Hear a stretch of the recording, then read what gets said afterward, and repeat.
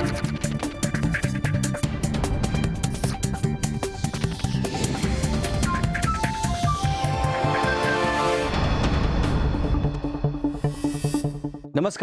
समसामयिक विषयों पर आपके पसंदीदा कार्यक्रम विशेष में आपका स्वागत है। मैं हूं दीपक डोभाल।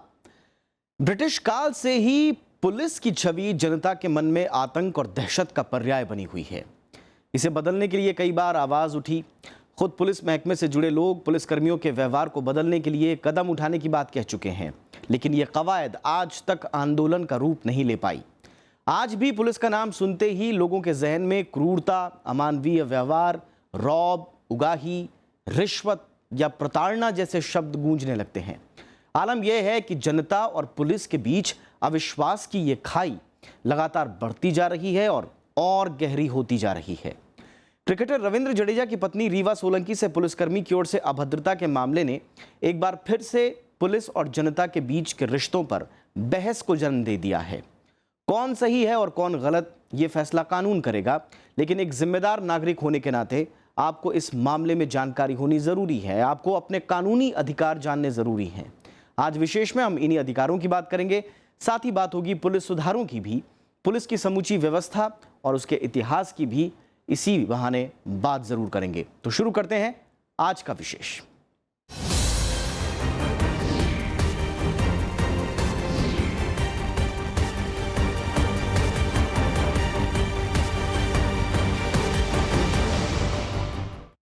तो पुलिस के कर्तव्य बनाम आम नागरिकों के अधिकारों की बहस पुरानी है। अधिकार और कर्तव्य के बीच में एक और जो चीज अहम है वो है बर्ताव। आमतौर पर लोग शक्ति और अधिकार हजम नहीं कर पाते। आमतौर पर ताकत लोगों को घमंडी बना देती है और ये हर तरफ है। और शायद यही वजह है कि जब वर्दी के रौब का सामाजिक प्रतिष्ठा के अहंकार से टकराव होता है, तब इस तरह की बहस और तेज हो जाती है।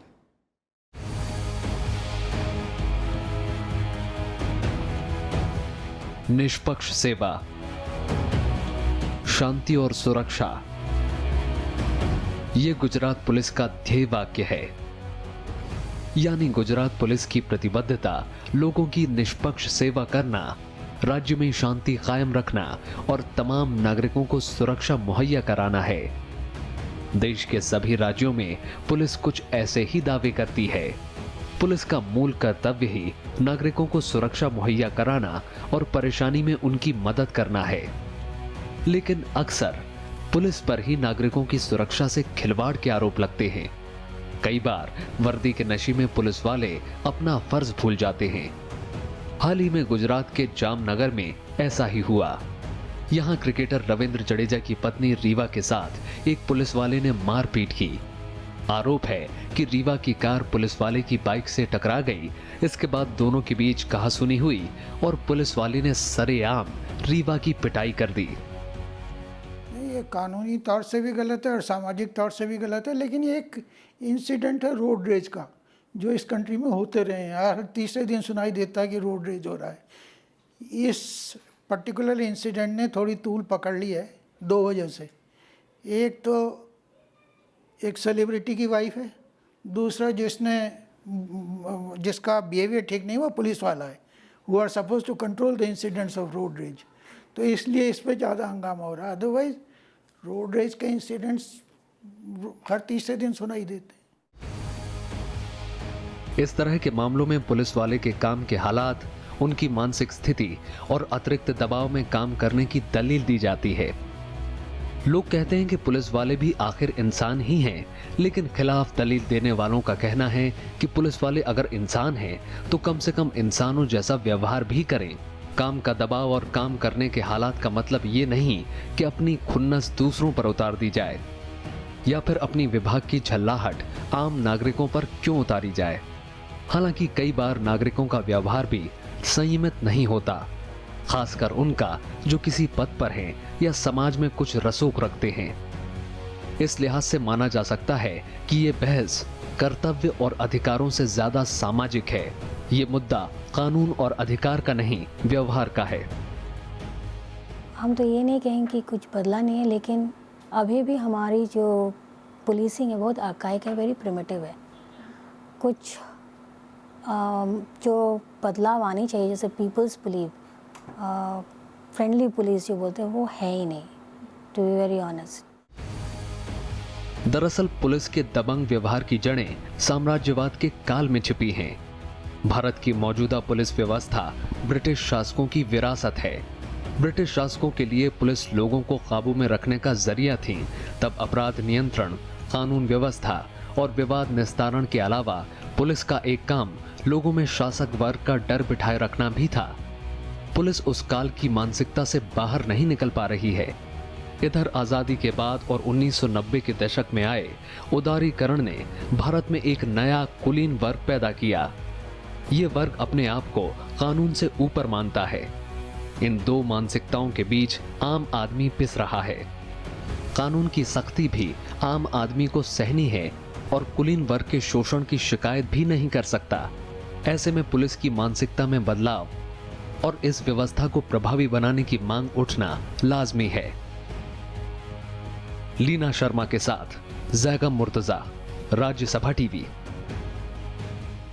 भारत दुनिया का सबसे बड़ा लोकतंत्र है और किसी भी लोकतांत्रिक देश में पुलिस की भूमिका एक रक्षक की होती है। देश में कानून समान रूप से सब पर लागू हैं, चाहे वो आम नागरिक हो या फिर सुरक्षा कर्मी ही क्यों ना हो। सवाल यह है कि आखिर पुलिसकर्मी महज कानून का पालन करने या कराने वाली संस्था के तौर पर ही अपने विभाग को क्यों देखे जाते हैं? आखिर वो एक समाज सेवी के तौर पर क्यों नहीं उभर पा रहे? पुलिस की क्षमता में वृद्धि, उनका आधुनिकीकरण और उनके जागरूकता से कई बदलाव किए जा सकते हैं, तो दूसरी तरफ आम नागरिकों को भी अपने अधिकारों की जानकारी होना बेहद जरूरी है। पुलिस और जनता के बीच संबंध आपसी मित्रता, विश्वास और सम्मान पर टिके होते हैं, लेकिन भारत में जनता के मन में पुलिस की दमनकारी छवि आज तक दूर नहीं हो पाई है। इसकी जिम्मेदारी पुलिस कर्मियों की ही होनी चाहिए कि वो अपनी इस छवि को अपने काम और व्यवहार से सुधारें, लेकिन फिलहाल ये दूर की कौड़ी दिखती है। जो चेंज आ रही है, बदलाव, वो भी बहुत स्लो एंड इंक्रीमेंटल है। ये केस ठहराते कि जो पुलिस अभी भी प्राचीन काल के जैसे और एंशियंट ब्रिटिश टाइम में वो जो पुलिस बनाया गया था, पुलिस एक्ट 1860 में, वो अंग्रेज़ों के लिए था, मास्टर्स के लिए बनाया गया था। ये इतने साल हो गए हमारे इंडिपेंडेंस, आज़ादी हुई है, लेकिन हम लोग जो मास्टर स्लेव, जो मास्टर का जो रिलेशनशिप विद द पुलिस, वो चेंज नहीं हुआ है। सवाल ये है कि ऐसे मामलों में जनता क्या करे? इसका एक ही जवाब है, जानकारी और जागरूकता। कई बार कानूनों की जानकारी खुद पुलिसकर्मियों को भी नहीं होती और वो जाने अनजाने या अति उत्साह या रौब में खुद कानून हाथ में ले लेते हैं। दूसरी तरफ जनता भी अगर कानून की जानकारी रखे तो पुलिस को जवाबदेह बनाने में मदद मिल सकती है। पुलिस की ओर से दुर्व्यवहार जो आए दिन सामने आते हैं, उनके कुछ उदाहरण हैं, जैसे पुलिसकर्मियों की ओर से क्रूरता, गैर कानूनी गिरफ्तारी या जेल, झूठे सबूत और मनगढ़ंत पुलिस रिपोर्ट, फर्जी गवाह तैयार करना, रिश्वत और लॉबिंग, बिना वारंट के तलाशी, निगरानी और जब्ती। इसमें अवैध गिरफ्तारी या हिरासत में रखने को लेकर शिकायतें आम हैं। ऐसे मामलों में जानकारी के अभाव में आम नागरिक भी असहाय महसूस करते हैं। देश में कानून लागू करने वाली महत्वपूर्ण संहिता यानी the code of criminal procedures 1973 है, जिसे आमतौर पर CRPC कहते हैं। कानून के जानकार मानते हैं कि अरेस्ट यानी गिरफ्तारी की स्पष्ट परिभाषा CRPC में नहीं दी गई है। हालांकि CRPC के चैप्टर 5 के सेक्शन 41 से 59 व्यक्तियों की गिरफ्तारी से जुड़े प्रावधानों से संबंधित हैं। हालांकि इनमें से कई धाराएं निरसित कर दी गई हैं। इसके अलावा इस बारे में संवैधानिक अधिकारों की बात की जाए तो संविधान के अनुच्छेद 21 के तहत किसी भी व्यक्ति को उसके प्राण या दैहिक स्वतंत्रता से कानूनी प्रक्रिया के जरिए ही वंचित किया जा सकता है। अनुच्छेद 22(1) में व्यक्ति को गिरफ्तारी के कारण जानना और अपने बचाव में वकील रखने का अधिकार है। अनुच्छेद 22(2) में गिरफ्तारी के 24 घंटों के भीतर नजदीकी मजिस्ट्रेट के सामने पेश करने की बाध्यता है। सुरक्षा कर्मियों से ये अपेक्षा की जाती है कि वो गिरफ्तार किए गए व्यक्ति की निजी प्रतिष्ठा का ख्याल रखे, चाहे वो दोषी हो या नहीं हो। खासकर महिलाओं के मामले में तो अतिरिक्त शिष्टता बरतनी जरूरी है। महिलाओं के मामले में दंड प्रक्रिया संहिता की धारा 46(4) के तहत विशेष परिस्थितियों को छोड़कर महिलाओं को सूर्यास्त और सूर्योदय के बीच में गिरफ्तार नहीं किया जा सकता। सिस्टम में जिस तरह के चेंजेस आने चाहिए थे पुलिस के फील्ड में, वो नहीं आए। बदलाव बहुत हुए, लेकिन जिस तरह के रिफॉर्म्स होने चाहिए थे, जैसे पुलिस को किस तरह से कंट्रोल कर रखा है स्टेट गवर्नमेंट्स ने और सेंट्रल गवर्नमेंट ने, वो कंट्रोल जिस तरह का, उससे भी तो बहुत ज़्यादा गड़बड़ें हुई हैं। इसके अलावा 1997 के डीके बसु बनाम पश्चिम बंगाल सरकार केस में कोर्ट ने गिरफ्तारी के लिए तमाम गाइडलाइंस जारी की थी, जिसमें गिरफ्तार किए गए व्यक्ति की 48 घंटों के भीतर चिकित्सा जांच से लेकर गिरफ्तारी की पूरी सूचना केस डायरी और मजिस्ट्रेट के सामने दर्ज करने जैसी बातें निर्देशित की गई हैं। यहाँ एक सवाल ये भी उठा है कि क्या पुलिस बिना वारंट गिरफ्तारी कर सकती है? इसके लिए दो परिस्थितियां हैं। पहला है संज्ञेय यानी कॉग्निजेबल अपराध। ऐसे मामलों में पुलिस बिना वारंट के गिरफ्तारी कर सकती है। इसमें हत्या, बलात्कार या दंगे जैसे संगीन अपराध आते हैं। लेकिन असंज्ञेय यानी नॉन कॉग्निजेबल अपराधों के मामले में पुलिस बिना वारंट के गिरफ्तारी नहीं कर सकती। इसमें साधारण अपराध जैसे गाली गलौज, मारपीट वगैरह आते हैं। इसके अलावा अगर पुलिसकर्मी साक्ष्यों से छेड़खानी करते हैं या कोई न्यायिक कार्रवाई में झूठा साक्ष्य देता या गढ़ता है तो उसके खिलाफ भारतीय दंड संहिता यानी आईपीसी के सेक्शन 193 के तहत कार्रवाई हो सकती है। मौत की सजा दिलाने के लिए झूठा साक्ष्य देने या गढ़ने के लिए सजा का प्रावधान आईपीसी की धारा 194 में है, जबकि आजीवन कारावास या 7 साल से ज्यादा की सजा दिलाने के लिए अगर झूठा साक्ष्य दिया या गढ़ा गया हो तो उसके लिए सजा का प्रावधान आईपीसी की धारा 195 में है। बाकी झूठे साक्ष्यों के लिए दंड का प्रावधान धारा 196 में भी है। लॉ या कॉन्स्टिट्यूशन या पुलिस मैनुअल्स या कोड ऑफ कंडक्ट ये थोड़ी कहता कि आप फेक इनकाउंटर करें। तो फेक इनकाउंटर करने के लिए जो जिस तरह के इंस्ट्रक्शंस हैं उनके हिसाब से नहीं होने चाहिए, लेकिन सिस्टम की कुछ ऐसी इनबिल्ट प्रॉब्लम्स हैं कि वो होता है। यहाँ सीआरपीसी की एक महत्वपूर्ण धारा का जिक्र करना जरूरी है। सीआरपीसी की धारा 197 में किसी भी सरकारी कर्मचारी या अधिकारी के खिलाफ मुकदमा चलाने से पहले संबंधित विभाग के प्राधिकारी से मंजूरी लेना अनिवार्य था। यह धारा एक तरह से सरकारी कर्मचारियों, खासकर पुलिसकर्मियों पर कार्रवाई कराने से बचाती थी। लेकिन 2013 में इसमें संशोधन कर महिलाओं के खिलाफ किसी अपराध के मामले में लिप्त सरकारी कर्मचारी या अधिकारी पर मुकदमा दर्ज करने के लिए ये अनिवार्यता खत्म कर दी गई। हालांकि कई पुलिसकर्मी संशोधन का ये कहकर विरोध कर रहे हैं कि इससे उनके काम करने की क्षमता प्रभावित होगी। Bureau report, Rajya Sabha TV. मानव सभ्यता जितनी पुरानी है, मानवाधिकार की अवधारणा भी उतनी ही पुरानी है। मानवाधिकार का मतलब उन मौलिक अधिकारों और आजादी से है जिनसे पूरी मानव जाति का सरोकार है। आमतौर पर मानवाधिकार के तहत नागरिक और राजनीतिक अधिकार शामिल होते हैं। मैग्ना कार्टा या महान चार्टर इंग्लैंड का वो पहला दस्तावेज है जिसके जरिए नागरिकों को कानूनी और मूलभूत अधिकार प्रदान किए गए हैं। क्योंकि पुलिस और नागरिकों के बीच में जो संबंध है उनकी महत्वपूर्ण कड़ी मानवाधिकार भी है, इसलिए आइए जानते हैं भारत में मानवाधिकारों का नागरिक चार्टर क्या कहता है और इसके तहत नागरिकों को क्या क्या अधिकार दिए गए हैं।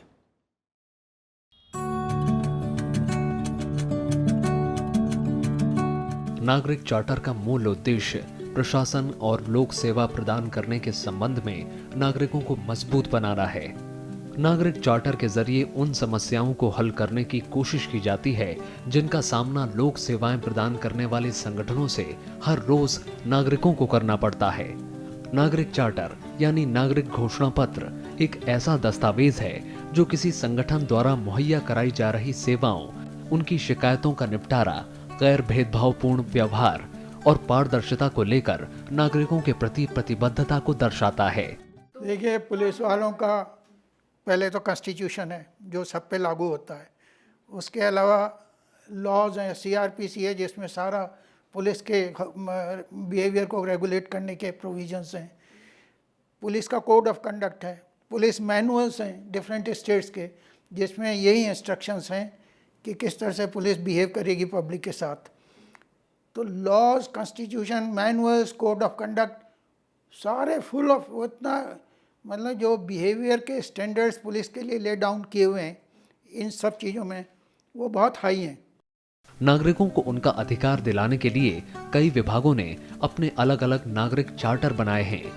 पुलिस विभाग ने भी नागरिकों के अधिकार को सुनिश्चित करने के लिए चार्टर बनाए हैं। इसके तहत किसी भी नागरिक की सूचना पर एफआईआर यानी फर्स्ट इंफॉर्मेशन रिपोर्ट और एनसीआर यानी नॉन कॉग्निजेबल रिपोर्ट बिना कोई पैसा लिए दर्ज किया जाता है और इसकी एक प्रति शिकायतकर्ता को दी जाती है। इसके साथ ही तुरंत कार्यवाही भी की जाती है। इस चार्टर में नागरिकों को ये सलाह भी दी जाती है कि थाने पर दी गई सूचना की कॉपी जरूर लें। चार्टर के अनुसार पुलिस ये कहकर एफआईआर या एनसीआर दर्ज करने से मना नहीं कर सकती कि ये घटना किसी दूसरे थाने की है। दर्ज कराए गए मुकदमे की सुनवाई खत्म होने पर मामले की लिखित सूचना शिकायतकर्ता को दी जाती है। अगर किसी व्यक्ति की मौत हो गई है तो उसके पोस्टमार्टम रिपोर्ट की कॉपी पुलिस अधीक्षक के कार्यालय से परिवार का कोई सदस्य ले सकता है। चार्टर में स्पष्ट कहा गया है कि बिना कारण बताए पुलिस गिरफ्तार नहीं कर सकती। साथ ही गिरफ्तार व्यक्ति को अपना वकील रखने का अधिकार भी है। इसके अलावा पुलिस को गिरफ्तार किए गए व्यक्ति के परिजनों को तुरंत सूचना देनी होगी। चार्टर के मुताबिक महिलाओं को सूर्यास्त के बाद और सूर्योदय से पहले गिरफ्तार नहीं किया जा सकता। केवल विशेष परिस्थितियों में कानून के तहत कार्रवाई की जाएगी। बच्चों और महिलाओं को पूछताछ के लिए थाने पर नहीं बुलाया जाएगा। चार्टर के अनुसार पूछताछ करने वाले अधिकारी वर्दी में होंगे और उनका नेम प्लेट भी होगा। पूछताछ के समय अधिकारी अपना पहचान पत्र साथ रखेंगे। नागरिक चार्टर के तहत नागरिकों को कई तरह की सुविधाएं भी दी गई हैं, जैसे पासपोर्ट, शस्त्र लाइसेंस के सत्यापन के लिए आवेदन को थाने में जाने की जरूरत नहीं है। इसी तरह यातायात चालान से जुड़े कागजातों का निपटारा क्षेत्रीय कार्यालय या पुलिस अधीक्षक कार्यालय से 7 दिनों के भीतर होता है और वहीं से इसके कागजात मिलते हैं। You should not call it a force, ये पुलिस सर्विस होनी चाहिए। तो भले ही आप इंफ्रास्ट्रक्चर भले ही अच्छा दे रहे हो, वेपन्स दे रहे हो, गाड़ियाँ दे रहे हो, कंप्यूटर दे रहे हो, पर अगर जवाबदेही नहीं है, लोगों के साथ सलूक ही अच्छा नहीं हो, तो ये क्या चेंज हुआ? वो चेंज है वो बाहरी तरफ से कॉस्मेटिक चेंज हो रहा होगा, बट इंटरनल जो डिसिप्लिन, अनुशासन वो है नहीं। दरअसल नागरिक अधिकार के बिना राजनीतिक अधिकार कभी अमल में नहीं आ सकता।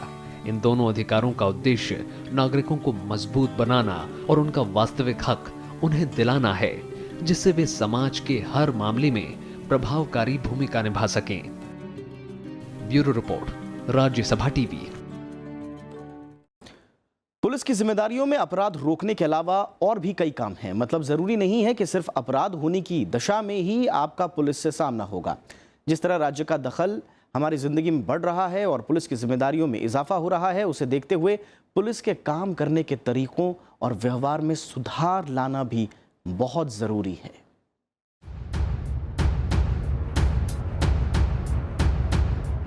पुलिस एक ऐसे व्यक्तियों का समूह है जिनका चयन और प्रशिक्षण कानून लागू करने, व्यवस्था बनाए रखने, जनता को सुरक्षा मुहैया कराने, जांच करने और नागरिकों की सेवा के लिए किया गया है। एक पुलिसकर्मी अपनी नियुक्ति के इलाके की चौकीदारी, झगड़ों के निपटारे, माहौल सही रखने से लेकर इलाके में रहने वाले लोगों की जांच और उनकी सुरक्षा के लिए जिम्मेदार होता है। इसके अलावा चरित्र, पासपोर्ट, निवास, किराएदार के इतिहास समेत तमाम तरह के वेरिफिकेशन, वारंट तामील करना, अधिकारियों की डाक पहुंचाना, वीआईपी सुरक्षा समेत तमाम काम पुलिस के ही जिम्मे हैं। ऐसे में काम का दबाव बेहद ज्यादा है। कुछ राज्यों में पुलिसकर्मी 24 घंटे की ड्यूटी से बंधे हैं। 2016 में राज्य पुलिस बलों में करीब 24% पद खाली पड़े थे। इन सब का असर इनकी मानसिक और शारीरिक स्थिति पर भी पड़ता है। I don't know how we can make this accountable. Supreme court ने जो प्रकाश सिंह केस में 2006 में ने एक सेट ऑफ डायरेक्टिव्स दी थी 6, तो ये most of the states have either comply नहीं किया, अनुपालन नहीं किया गया है उन डायरेक्टिव्स का। अगर जब इतने सारे एनपीसी रिपोर्ट्स और डायरेक्टिव्स का अगर अनुपालन नहीं है तो हम क्या रिफॉर्म के बारे में बात करें? पुलिस किसी नागरिक के लिए सरकार के साथ संपर्क का पहला बिंदु है। ये ऐसी सरकारी एजेंसी है जिसके साथ लोगों का सबसे ज्यादा संपर्क होता है। नागरिकों की आजादी और अधिकारों का सम्मान करना पुलिस का कर्तव्य है, लेकिन अक्सर ऐसा नहीं होता। पुलिसकर्मी लोगों से अच्छा व्यवहार करें, उन पर काम का दबाव कम हो और उनकी जायज शिकायतें सुनी जाएं, इसे लेकर लंबे अरसे से कोशिशें जारी हैं। भारतीय पुलिस अधिनियम 1861 में बदलाव की कोशिशें लगातार होती रही हैं। लोगों का मानना है कि ये कानून पुलिस को अपनी मनमानी करने के अत्यधिक मौके देते हैं। नहीं, बदलाव तो बहुत हुए हैं और हो रहे हैं। बदलाव की एक जो ब्रिटिश ने यहाँ सिस्टम छोड़ा था, वो इस तरह का सिस्टम था जिसमें पुलिस को बिल्कुल स्टेट का एक हिस्सा बना के रखा हुआ था। तो उस समय एम्फेसिस ये नहीं था कि पब्लिक के साथ पुलिस कैसा बिहेव करेगी, क्योंकि उस समय तो police was suppose to behave in a manner which would help the government to perpetuate their rule in this country. 1989 में पुलिस व्यवस्था में सुधार के लिए राष्ट्रीय पुलिस कमीशन का गठन किया गया। दूसरे प्रशासनिक सुधार आयोग ने सुझाया कि पुलिस दुर्व्यवहार से जुड़े मामलों की जांच के लिए एक शिकायत प्राधिकरण का गठन होना चाहिए। 2006 में प्रकाश सिंह मामले में सुप्रीम कोर्ट ने पुलिस के काम का मूल्यांकन करने, तैनाती और तबादलों का फैसला लेने और पुलिस के दुर्व्यवहार की शिकायतें दर्ज करने के लिए प्राधिकरणों के गठन का आदेश दिया था। 2006 में मॉडल पुलिस एक्ट बनाया गया। इसमें कहा गया कि जिला और राज्य स्तर पर शिकायतों के निस्तारण के लिए अथॉरिटीज बने। साथ ही इसमें पुलिस कर्मियों के लिए 8 घंटे ड्यूटी का प्रावधान किया गया। इसके बाद तमिलनाडु, कर्नाटक, पंजाब समेत 17 राज्यों ने इसकी तर्ज पर कानून बनाए। 2008 में सुप्रीम कोर्ट ने पुलिस सुधार के लिए जस्टिस थॉमस कमेटी बनाई। 2013 में जस्टिस वर्मा कमेटी ने भी पुलिस सुधार की वकालत की। समिति ने कहा कि पुलिस के कामकाज के तरीके में बुनियादी बदलाव की जरूरत है। कुछ वर्ष पहले कम्युनिस्ट पुलिस मॉडल भी पेश किया गया। इसमें कहा गया कि लोगों में पुलिस के प्रति भावना बदलने की जरूरत है। हम लोग 2006 में police act doctor Soli Sorabjee committee के भी मेंबर रह चुके हैं। हम लोग मॉडल पुलिस एक्ट बनाए थे एमएचए के लिए। 2013 में उसकी रिवाइज हुई है। अब देखा जाए तो भारत में 16-17 शायद स्टेट्स है जिन्होंने पुलिस एक्ट बनाई है, लेकिन वो एक्ट वेरी रिग्रेसिव है। जो पुलिस 18 एक्सेप्ट केरला के एक्ट को छोड़ के 1861 एक्ट को फॉलो करती है, जो सिपाही म्यूटनी के बाद बनाई गई थी। तो पुलिसिंग अभी भी जिस वे में हमारी देश बढ़ रही है, मॉडर्न हो रही है, वो पुलिसिंग उतनी मॉडर्न एंड पीपल फ्रेंडली हुई नहीं है, and it's not at all accountable. Ribeiro समिति, सोली सोराबजी समिति, माधव मेनन समिति के अलावा राष्ट्रीय मानव अधिकार आयोग और विधि आयोग भी पुलिस सुधारों की वकालत कर चुके हैं। हालांकि ये तमाम कोशिशें पुलिस के रवैये में बहुत बड़ा बदलाव ला पाने में नाकाम रही हैं। न पुलिस का व्यवहार बदल रहा है और न ही पुलिस को लेकर आम लोगों की सोच में बदलाव आ रहा है। पुलिस खुद को शासक वर्ग का अहम हिस्सा मान रही है, जबकि जनता की नजर में पुलिस मददगार की जगह शोषण का तंत्र है। जैगम मुर्तजा के साथ लीना शर्मा, राज्यसभा टीवी। किसी भी राज्य या देश के विकास को एक निश्चित दिशा देने के लिए एक सुव्यवस्थित और संगठित प्रशासन का होना बहुत जरूरी है। इस व्यवस्था को बनाए रखने में पुलिस प्रशासन काफी महत्वपूर्ण भूमिका निभाता है। अगर हम ऐतिहासिक रूप से देखें तो विश्व के प्रत्येक समाज में किसी न किसी रूप में प्राचीन काल से ही पुलिस बल का गठन होता रहा है। भारत में भी पुलिस व्यवस्था का इतिहास काफी पुराना है। जाते जाते आपको भारत में पुलिस व्यवस्था के गठन के इतिहास के साथ छोड़े जा रहे हैं, और ये भी आपको याद दिला दें जाते जाते कि हमारा ये कार्यक्रम आप YouTube पर देखना ना भूलें और वहां पर आप अपना फीडबैक जरूर दें। आपके फीडबैक का, आपकी प्रतिक्रियाओं का हमें हमेशा इंतजार रहता है। नमस्कार। पुलिस शब्द की उत्पत्ति यूनानी भाषा के पॉलिटिया और लैटिन भाषा के पोलिसिया से हुई है। पॉलिटिया शब्द का मतलब नागरिकता और राज्य के सभ्य प्रशासन से है, जबकि पोलिसिया का मतलब राज्य या सभ्यता से है। हालांकि दोनों का मतलब पुलिस से ही है। भारत में आधुनिक पुलिस व्यवस्था की शुरुआत अंग्रेजों ने की, लेकिन पुलिस जैसी व्यवस्था का साक्ष्य मौर्य काल से ही देखने को मिलता है। मौर्य शासन के दौरान अशोक ने पुन्निस शब्द का इस्तेमाल किया। पाली भाषा में नगर रक्षक को पुन्निस कहा जाता है। कौटिल्य ने भी अपने अर्थशास्त्र में आपराधिक न्यायिक व्यवस्था का जिक्र किया है। मेगास्थनीज और फाहियान जैसे विदेशी यात्रियों ने गुप्त काल के दौरान दांडिक नामक पुलिस अधिकारी का जिक्र किया है। इससे पता चलता है कि प्राचीन भारत में भी पुलिस व्यवस्था थी। इसी तरह मध्यकाल में फौजदार, कोतवाल और चौकीदार पुलिस व्यवस्था के स्तंभ होते थे। आधुनिक काल में बक्सर की लड़ाई के बाद जब अंग्रेजों ने बंगाल की दीवानी ले ली, उसके बाद वॉरेन हेस्टिंग्स ने 1781 तक फौजदारों और ग्रामीण पुलिस की सहायता से पुलिस की रूपरेखा बनाने की कोशिश की। लेकिन वास्तविक रूप से भारत में लॉर्ड कॉर्नवालिस ने अपराधों की रोकथाम के लिए एक नियमित वेतनभोगी और स्थायी पुलिस बल की स्थापना की। कॉर्नवालिस ने जिला मजिस्ट्रेटों के अधीन आने वाले जिलों को कई पुलिस क्षेत्रों में बांट दिया और प्रत्येक पुलिस क्षेत्र में एक दरोगा की नियुक्ति की गई। हर 400 मील पर एक थाना खोला गया, जिसका अधिकारी दरोगा या थानेदार कहलाता था। इस तरह से आए कि एक तो एक्सपेंशन पुलिस का बहुत ज़्यादा हुआ है, पुलिस की स्ट्रेंथ बहुत बड़ी है। उस समय की जो पुलिस की स्ट्रेंथ थी, आज के पुलिस स्ट्रेंथ में बहुत फ़र्क है। दूसरा, पुलिस का मिलिटराइजेशन बहुत हो गया है। पुलिस का जो एक्सपेंशन हुआ है वो आर्म पुलिस का एक्सपेंशन हुआ है। सेंट्रल पैरामिलिट्री फोर्सेस खड़ी हुई हैं, BSF, CRPF, ITBP, CISF। ये उन दिनों जिस समय इंडिपेंडेंट हुई थी उस समय एक आसाम राइफल्स हुआ करती थी पैरामिलिट्री फोर्स, और एक CRPF हुआ करती।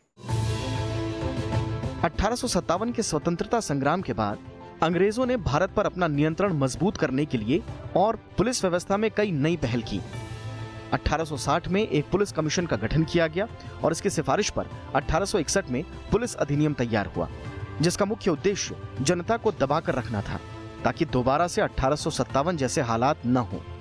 1861 के पुलिस अधिनियम से पूरे देश में पुलिस के लिए एक समान कानून बनाए गए। इस एक्ट के तहत पुलिस व्यवस्था को और संगठित किया गया और प्रांतीय सरकारों की जवाबदेही तय की गई। इस एक्ट ने पुलिस व्यवस्था के लिए एक नए सिस्टम का इजाद किया जिसकी बहुत सारी बातें आज भी लागू हैं। इसके बाद 1902 में दूसरा पुलिस कमीशन का गठन किया गया, जिसने संगठनात्मक स्तर पर कई बदलाव के सुझाव दिए। इस आयोग के सुझाव पर डिप्टी इंस्पेक्टर जनरल और उप पुलिस अधीक्षक, रेलवे पुलिस बल, प्रोविंस को रेंज में बांटना और जिला स्तर पर सेना का गठन किया गया। उन लोगों की जो इंफ्रास्ट्रक्चर, उन लोगों की काम करने का, उन लोगों की शिफ्ट सिस्टम ज़्यादातर इंडिया में नहीं है। कभी कभी 24 घंटे से भी ज़्यादा काम करना पड़ता है, पुलिस कर्मी कम है। तो इट्स ट्रू कि उन लोगों का बहुत जगह पे थानों में बेसिक फैसिलिटीज़ भी नहीं है। तो ये हम मानते हैं बहुत उन लोगों को बहुत दिक्कत से काम करना पड़ता है, specially at the constabulary level and at the SI level. भारतीय संविधान के अनुच्छेद 246 और इंडियन पीनल कोड की धारा 3 के तहत पुलिस व्यवस्था राज्यों का विषय है और केंद्र से इसका कोई लेना देना नहीं है। पुलिस बल का गठन करना, भर्ती करना और उनके लिए नियम बनाना राज्यों का काम है। राज्यों में पुलिस बल का सर्वोच्च पद पुलिस महानिदेशक का होता है। हालांकि सेना और केंद्रीय स्तर पर पुलिस बलों में नियुक्ति का काम केंद्र सरकार करती है। Bureau report, Rajya Sabha TV.